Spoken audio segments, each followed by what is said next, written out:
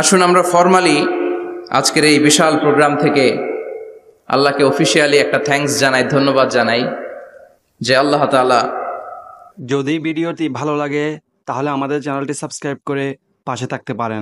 এই রকম নতুন নতুন ইসলামিক ভিডিও পেতে ভিডিওতে একটা লাইক দিবেন। ধন্যবাদ। এত রাতেও এই চমৎকার পরিবেশে বসবার তৌফিক এনায়েত করে দিয়েছেন। নির্বাচনের কারণে এত বড় গ্যাদারিং করা যায় না, আসলে এটা বাস্তবতা। কোত্থেকে কি হয়ে যায়, এজন্য অনেক জায়গায় অনুমতিও দিতে চায় না। আবার অনেক জায়গার জনপ্রতিনিধিদের আবার অ্যালার্জি আছে, এরা মাহফিলের নাম শুনলেই অ্যালার্জি শুরু হয়ে যায়, আছে না নাই? এই এলাকার জনপ্রতিনিধি খুব ভালো, ইসলাম প্রিয়, এত বড় গ্যাদারিং কিন্তু কোনো বাদ সাধে নেই, তার মানে এরা ইসলামের পক্ষে, ঠিক কিনা? যারা ইসলামের পক্ষে তাদের জন্য আমাদের অন্তর থেকে দোয়া আছে না নাই? আর যারাই ইসলামের বিপক্ষে, whoever you are, I don't care, তুমি যেই হও না কেন। যদি ভিডিওটি ভালো লাগে তাহলে আমাদের চ্যানেলটি সাবস্ক্রাইব করে পাশে থাকতে পারেন। এই রকম নতুন নতুন ইসলামিক ভিডিও পেতে ভিডিওতে একটা লাইক দিবেন। ধন্যবাদ। কেন তুমি যদি ইসলামের বিপক্ষে যাও, তোমার জন্য আমার অন্তরে এক ফোঁটা দরদ নাই। এজন্য যারা এই প্রোগ্রামের অনুমতি দিয়েছেন তাদেরকে শুকরিয়া জানাই। পুলিশ প্রশাসনের ভাইরা অনেক সময় এসে থাকেন, তাদেরকেও শুকরিয়া জানাই। মিডিয়া কর্মী তো আজকে অনেক চলে আসছে, আমাদেরকে এখন কথা বলতে গেলে অনেক মাপযোগ করে কথা বলতে হয়।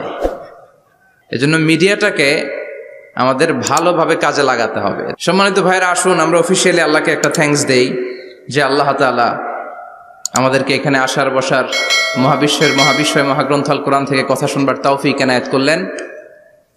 আমরা হৃদয় নিংড়ানো মনের সবটুকুন ভালোবাসাকে উজাড় করে দিয়ে, সিংহ শার্দুলের মতো গর্জন করে, আকাশ বাতাস প্রকম্পিত করে, মন প্রাণ বুক মুখ একসাথে করে, দেহের সবটুকুন শক্তি গলার মাঝ বরাবর এনে চিৎকার করে পড়ি রাসূলের শেখানো শুকরিয়া বাণী কালিমাতুশ শুকর, আলহামদুলিল্লাহ।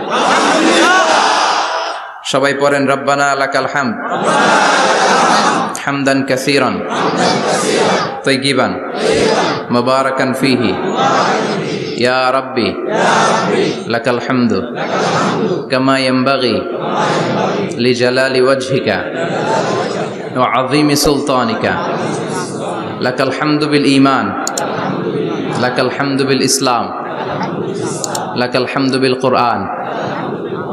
আমরা প্রশংসা করলাম কার? আল্লাহর প্রশংসা করতে ভালো লাগে? যে বান্দা প্রশংসা করে বেশি বেশি, আল্লাহ তার উপর খুশি হয়ে যায়। বান্দা যখন কিছু খায়, খেয়ে বলে আলহামদুলিল্লাহ, আল্লাহ তার উপর খুশি হয়ে যায়। বান্দা যখন কিছু পায়, পেয়ে যদি বলে আলহামদুলিল্লাহ। যদি ভিডিওটি ভালো লাগে তাহলে আমাদের চ্যানেলটি সাবস্ক্রাইব করে পাশে থাকতে পারেন। এই রকম নতুন নতুন ইসলামিক ভিডিও পেতে ভিডিওতে একটা লাইক দিবেন। ধন্যবাদ। আলহামদুলিল্লাহ, আল্লাহ নেয়ামতের বাড়িধারা তার উপর আরো বাড়িয়ে দেয়। লা ইন শাকারতুম লা আযীদান্নাকুম ওয়া লা ইন কাফারতুম ইন্না আযাবি লাশাদীদ। নেয়ামতের শুকরিয়া করলে আরো বাড়িয়ে দেব। আমার খাজানা, আমার ধন ভান্ডার যে কত বিশাল, তোমাদের কোনো ধারণাই নাই। আল্লাহু আকবার। হাদিসে কুদসিতে আল্লাহ বলেন, ইয়া ইবাদি, হে গোলামেরা, লাউ আন্না আউওয়ালাকুম ওয়া আখিরাকুম ওয়া ইনসাকুম ওয়া জিন্নাকুম কামু আলা সাঈদিন ওয়াহিদ। পৃথিবীর সব মানুষগুলো, সাইয়েদনা আদম থেকে শুরু করে কিয়ামত পর্যন্ত যারা আসবে, সবাই যদি একটা বিশাল ময়দানের উপর দাঁড়িয়ে তাদের মনের যত চাহিদা আকুতি আছে সবকিছু আমার কাছে বলে, তারা যা চায় সবই যদি আমি দিয়ে দেই, প্রত্যেকের যত চাওয়া পাওয়া আছে সবও যদি আমি পূরণ করে দেই, আমার খাজিনা, আমার ধনভাণ্ডারের 1 ইঞ্চিও কমবে না। কত বড় ধনভাণ্ডারের তিনি মালিক। আল্লাহু আকবার। এজন্য বিপদে পড়লে চাইবো কার কাছে? বন্ধুর কাছে বিপদ শেয়ার করার আগে, ফেসবুকে শেয়ার দেওয়ার আগে শেয়ার দিব কার কাছে? কথা কি বুঝেন? প্রথমে শেয়ার চলবে কোথায়? আল্লাহর কাছে শেয়ার করব। বিশাল ধনভাণ্ডারের মালিক আমার সব সমস্যার সমাধান করে দিলেও তার ধনভাণ্ডারের কোনো কমতি হবে না, ঠিক কি না? এজন্য সব সময় আল্লাহর প্রশংসা করতে হবে বেশি বেশি। এত নেয়ামত তিনি দিয়েছেন, আপনি গুণে শেষ করতে পারবেন না। ওয়া ইন তা'উদ্দু নি'মাতাল্লাহি লা তুহসুহা। এত নেয়ামত দিয়েছি, গুণে শেষ করা যায় না। ঠিক যে মুহূর্তে আমরা এখন কথা শুনছি, অনেকে এখন হসপিটালের বেডে আছে না নাই?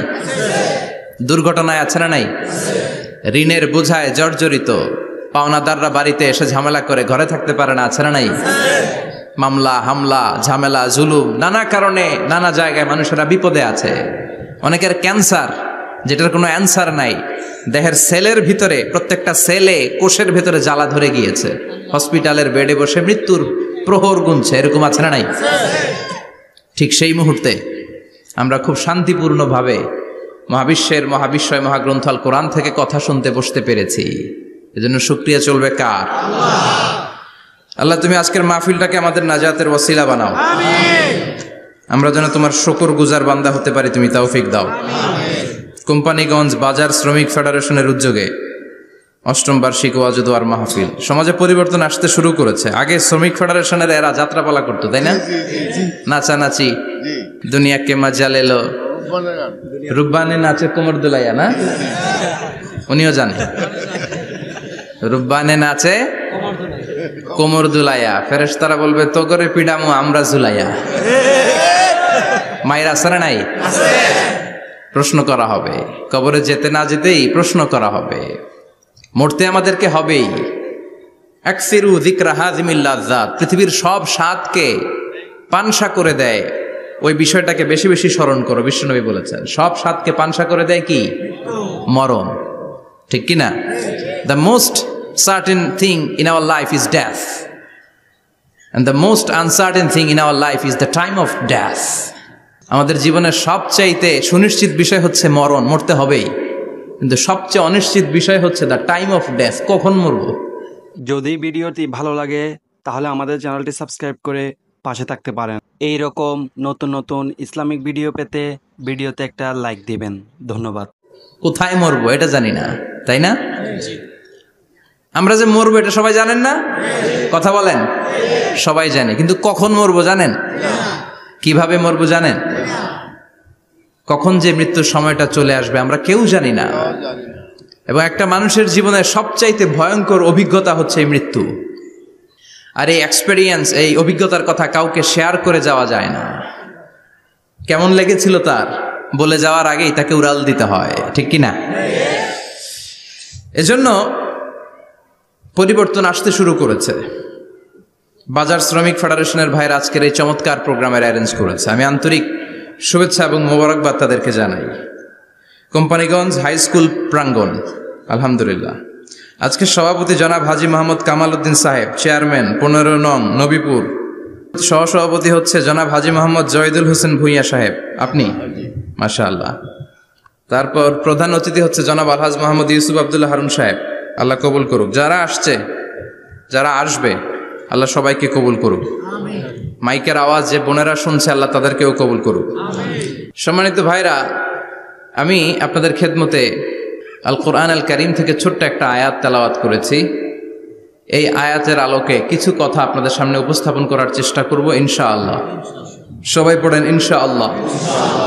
রব্বুল আলামিন ইরশাদ করছেন, ওয়ামা আরসালনাকা ইল্লা রাহমাতাল লিল আলামিন। মুখস্থ আছে না সবার?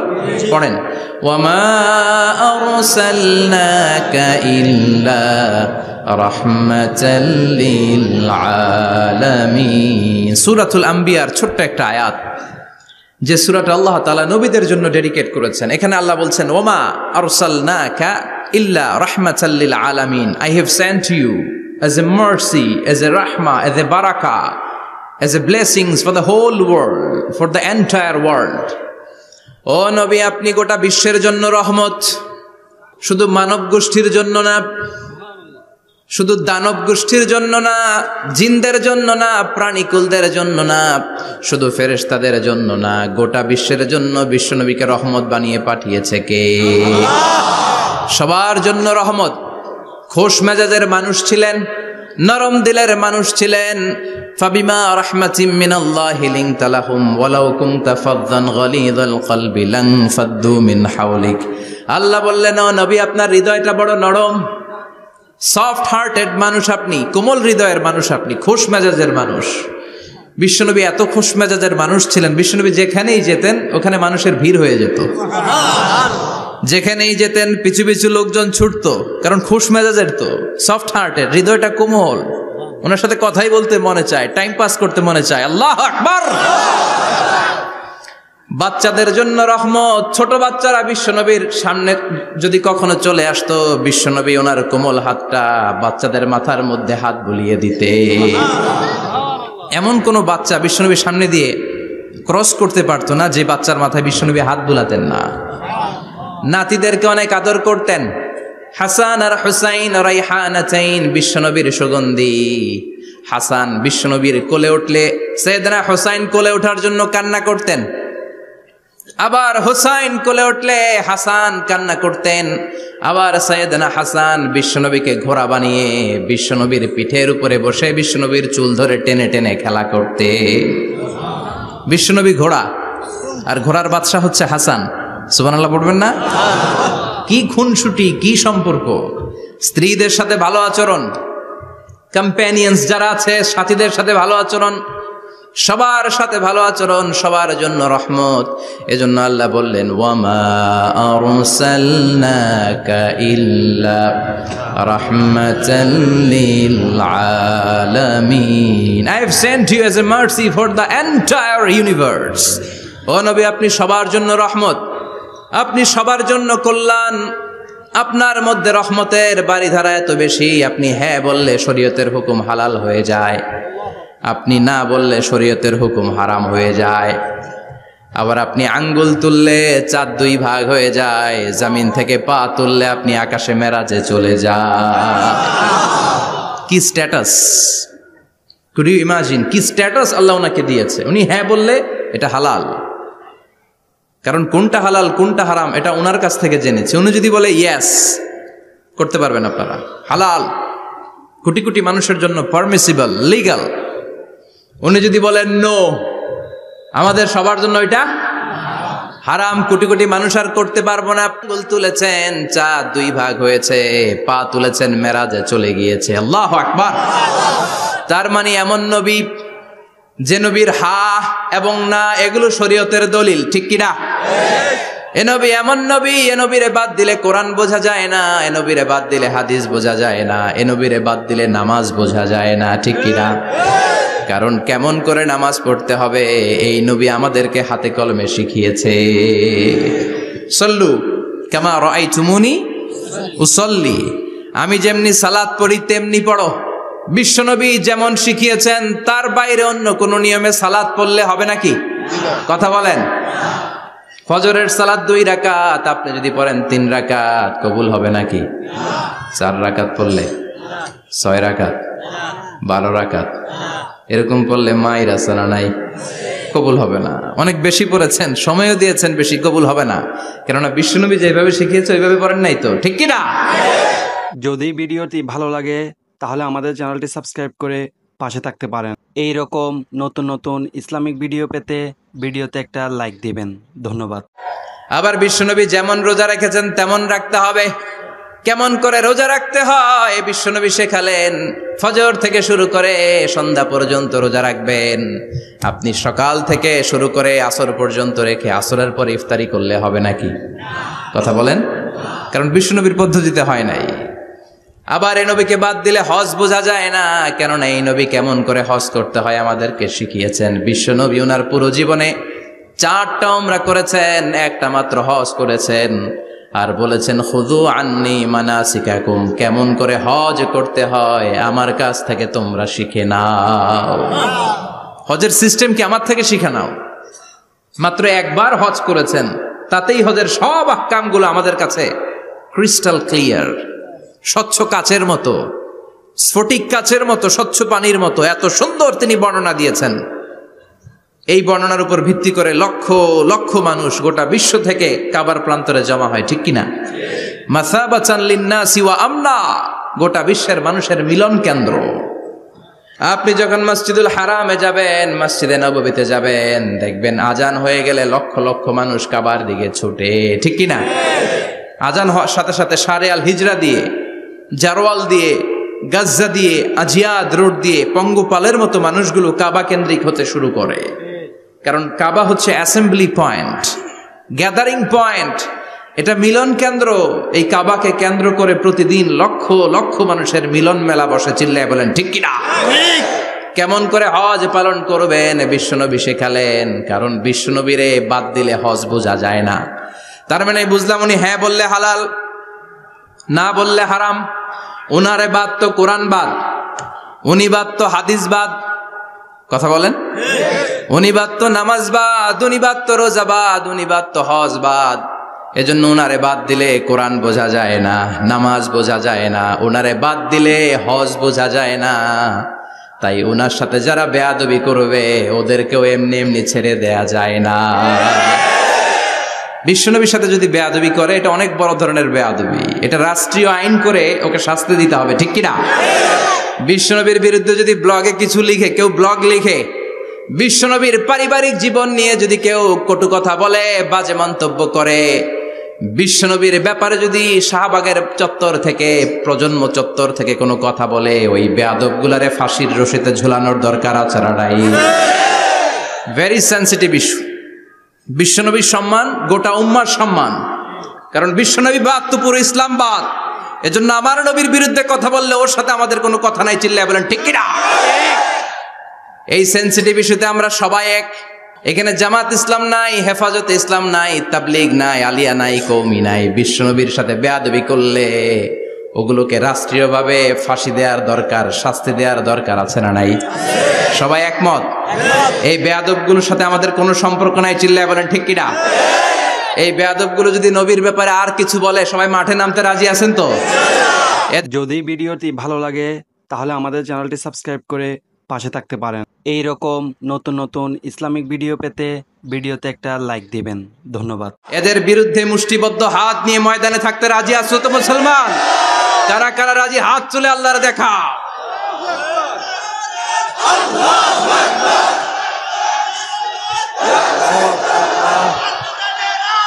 ঘরে ঘরে জালো হুশিয়ার সাবধান। আল্লাহু আকবার। মাশাআল্লাহ। আল্লাহু আকবার। আল্লাহ তুমি কবুল করো। বিশ্বনবীর ভালোবাসা যেন আমরা অন্তরে রাখতে পারি, তুমি তৌফিক দাও। বিশ্বনবীর অনুসরণ এবং ভালোবাসা ছাড়া আল্লাহকে পাওয়া যাবে? আল্লাহকে যে পাইতে চায় হাজরাতের অনুসরণে, আরশ কুরসি লৌহ কালাম না চাইতে পেয়েছে সে। হাজরাতের অনুসরণে আরশ কুরসি লৌহ কালাম না চাইতে পেয়েছে সে। সুবহানাল্লাহ পড়েন। এজন্য আল্লাহ বললেন, নবী আপনাকে আমি গোটা বিশ্বের মানুষের জন্য রহমত করে পাঠালাম, আবার আপনার চরিত্রটা গোটা বিশ্বের মানুষের জন্য আমি মডেল করে দিলাম। আল্লাহু আকবার। ওয়া ইন্নাকা লাআলা খুলুকিন আযীম। ও নবী, চমৎকার একটা চরিত্রের উপরে আমি আপনাকে প্রতিষ্ঠিত রেখেছি। And verily you are on a very good standard of character. ও নবী, আপনার চরিত্রটা বড় সুন্দর। আপনার চরিত্রের মতো গোটা বিশ্বের কারো চরিত্র হতে পারে? পা থেকে মাথা পর্যন্ত বিশ্বনবীর চরিত্রে একটা কালো দাগ বসানোর মতো ক্ষমতা কারো আছে নাকি? কারণ বিশ্বনবীর চরিত্র হলো কোরআনের চরিত্র। মা আয়েশাকে বলা হলো, মা আমাদের পেয়ারা নবীর চরিত্র কেমন ছিল আমাদেরকে বলে শোনান। মা আয়েশা বললেন, ও সাহাবীরা, বিশ্বনবীর চরিত্র ছিল কোরআনের চরিত্র। কানা খুলুকুহু আল কোরআন। বিশ্বনবীর চরিত্র ছিল কোরআনের চরিত্র। পুরো কোরআনে 30 পারাতে থিওরিটিক্যালি যা বলে শোনানো হয়েছে, বিশ্বনবীর জীবনীতে চরিত্রে প্র্যাকটিক্যালি ওই সব কিছু করে দেখানো হয়েছে। পুরো কোরআনে 30 পারাতে থিওরিটিক্যালি যা বলা, বিশ্বনবীর চরিত্রে প্র্যাকটিক্যালি সেটা করে দেখানো। সুবহানাল্লাহ বাড়িতে যে বলেন। আবার বিশ্বনবীর আরেক স্ত্রী উম্মে সালামা বলতেন, ইনদামা ইয়ামশি রাসূলুল্লাহি আলাল আরদি কাআন্নাল কুরআনা ইয়ামশি আলাইহি। যখন বিশ্বনবী রাস্তার উপর দিয়ে হেঁটে যেত, মনে হয় কোরআন শরীফটা রাস্তার উপর দিয়ে হেঁটে হেঁটে যায়। কোরআনুল কারীম রাস্তা দিয়ে হেঁটে হেঁটে যাচ্ছে, মনে হচ্ছে যে এটা বিশ্বনবী নয়, এটা জীবন্ত কোরআন। পড়েন আল্লাহু আকবার। এজন্য এই নবীকে আল্লাহ এমন স্ট্যাটাস দিয়েছেন, পৃথিবীর কোন নবীকে তেমন স্ট্যাটাস দিয়েছে নাকি?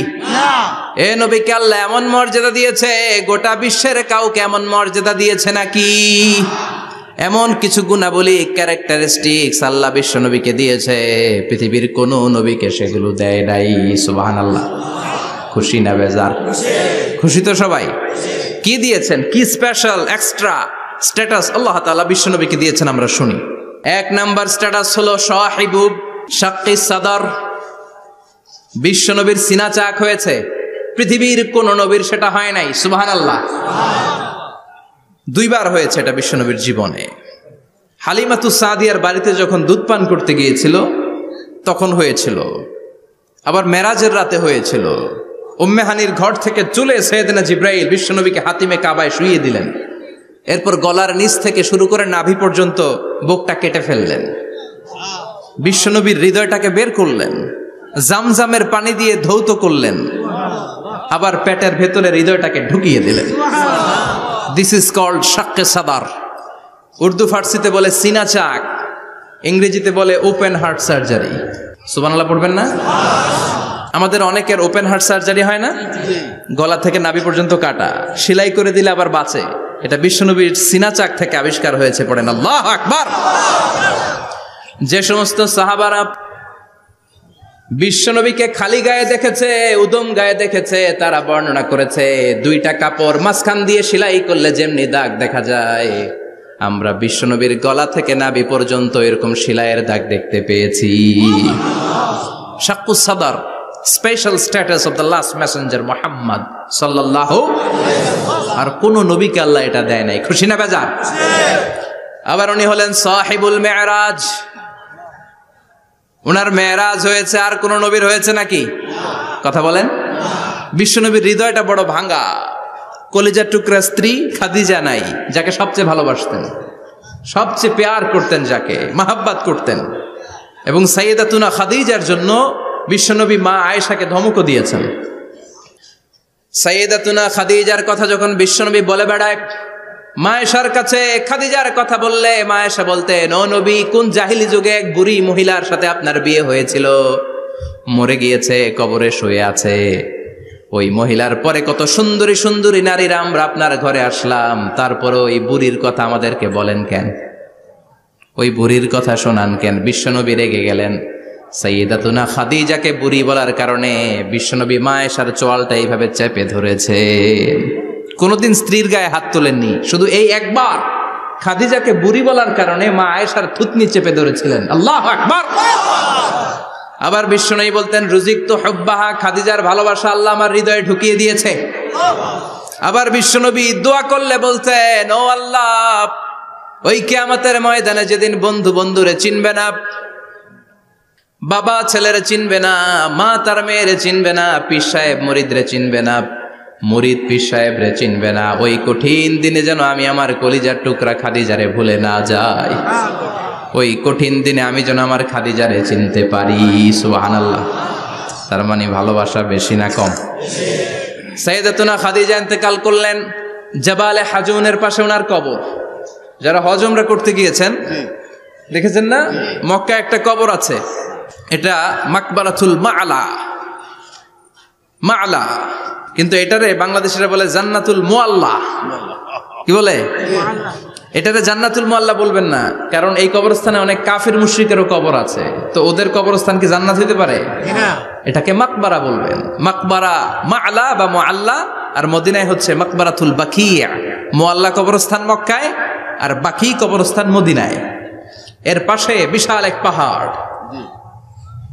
হেরেম শরীফ থেকে দেখা যায় জাবালে হাজুন, এর পাদদেশে বিশ্বনবী নিজ হাতে সাইয়েদাতুনা খাদিজাকে কবর দিয়েছেন। কবর দিয়ে সবাই চলে যায়, বিশ্বনবী যায় না। দাঁড়িয়ে দাঁড়িয়ে কাঁদতে লাগলেন। সাইয়েদনা আবু বকর বলে, নবী চলেন ঘরে ফিরে যাই। বিশ্বনবী বললেন, তুমি যাও, আমি যাব না। যেই মহিলাটাকে এইমাত্র কবর দিলাম সাধারণ মহিলা না, আমার বিপদের দিনের সঙ্গিনী খাদিজা।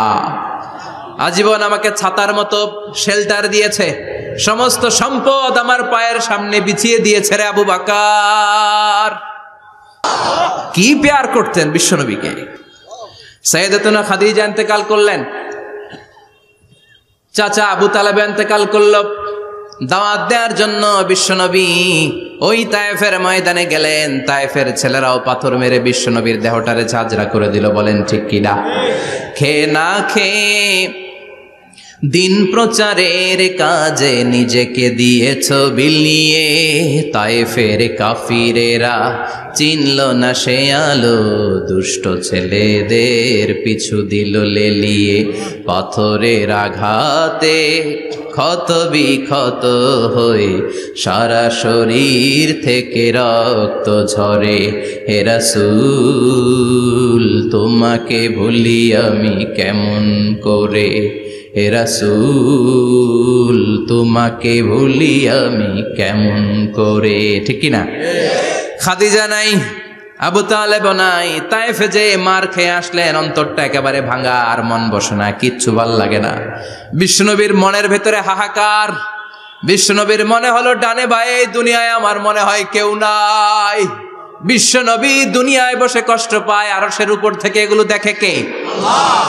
আল্লাহ প্ল্যান করছেন কেমন করে আমার বন্ধুর মনটারে ভালো করা যায়। বিশ্বনবীকে স্পেশাল সারপ্রাইজ দেওয়ার জন্য আল্লাহ প্ল্যান করলেন।